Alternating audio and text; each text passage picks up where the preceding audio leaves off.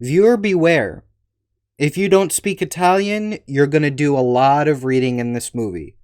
So if you have dyslexia or another visual impairment, this probably isn't the movie for you. The Equalizer 3.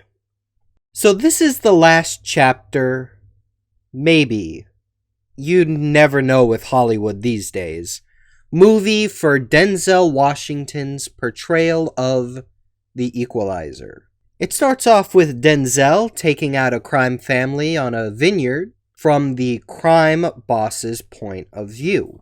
At the end of everything, Denzel winds up injured and through happenstance ends up in Little Italy Village. As he recuperates and settles down, he finds peace in this tiny little village. Unfortunately, the Italian mob is making a mess of the place, and the Equalizer is going to do what he does best. So, will Denzel die like John Wick, protecting the peace he has finally found? Oh, and there's also a CIA investigation into a drug operation operating out of the vineyard from the beginning of the movie. Now, this movie takes a lot of its elements from the very first Equalizer movie. It's more of a cohesive story, focusing on making us like these characters that are in a bad situation, and then Denzel helping to get them out of this bad situation.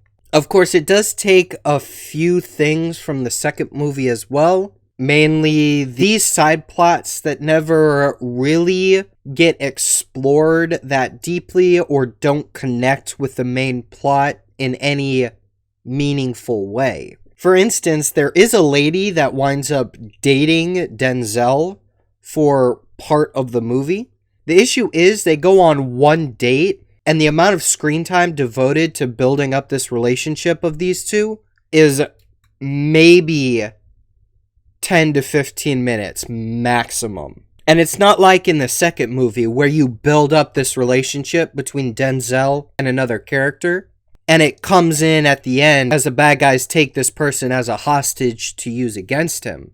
And this goes for the CIA investigation as well. It just seems separate from the rest of the plot. Denzel calls in the vineyard incident to the CIA once he realizes it was a drug operation. But other than feeding the main CIA lady intel and having these conversations about who Denzel is and how the heck he wound up on the vineyard in the first place, it just feels like as they were writing the script, they realized this wasn't gonna make a full feature-length film. So they had to pad out the runtime just a little bit. Even still though, just like the first Equalizer, just like the second Equalizer, this is a character-driven movie. You enjoy watching all these characters, you feel for all these characters, but I think certain elements of this movie could have been more cohesive, and I completely forgot to talk about the villain. In the trailer, it mentions that Denzel meets his equal. No, he doesn't. These are just more generic bad guys that we have fun watching Denzel go through. So I'm going to say it is a solid B movie.